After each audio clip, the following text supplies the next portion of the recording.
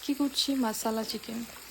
প্রথমেই একটা কড়াইয়ে সর্ষের তেল, এক টুকরো দারুচিনি আর একটা শুকনো লঙ্কা দিয়ে 500 গ্রাম মাংস ভালো করে ভেজে তুলে রাখবো। তারপরে ওই তেলেই আদা বাটা, কাঁচা লঙ্কা বাটা আর রসুন বাটা দিয়ে দেবো গুঁড়ো মশলাগুলো, ধনে, জিরে, লঙ্কা গুঁড়ো আর হলুদ আর লবণ দিয়ে বেশ একটু কষিয়ে নেব।